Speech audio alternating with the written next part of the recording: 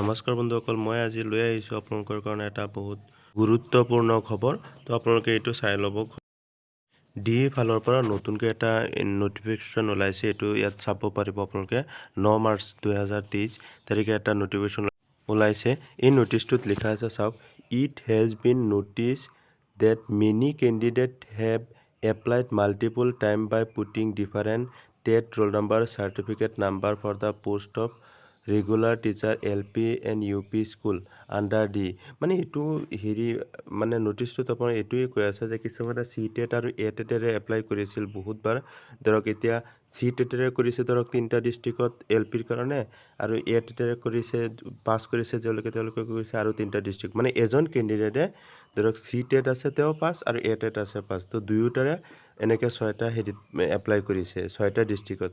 তো এনেকুৱাবিলাকৰ আচলতে কৈছে যিকোনো এটা এপ্লিকেশ্যন ID তেওঁলোকে চিলেক্ট কৰিব লাগিব। হয়তো যদি আপুনি CTETত আপোনাৰ মাৰ্কটো ভাল তেতিয়া আপুনি CTETৰে কৰিব লাগিব, যদি আপোনাৰ ATETৰ মাৰ্ক ভাল তেতিয়া আপুনি ATETৰে কৰিব লাগিব।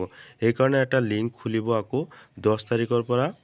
তো আপোনালোকে আকৌ ইয়াৰ পৰা চিলেকশ্যন কৰি ল'ব লাগিব। ইয়াৰ শেষ টাইমটো হৈছে 12 মাৰ্চলৈকে। তো আপোনালোকে তাৰ আগতে চিলেকশ্যন কৰি ইয়াত প্ৰিফাৰেঞ্চটো চিলেক্ট কৰি দিব লাগিব LP UPৰ। ঠিক আছে।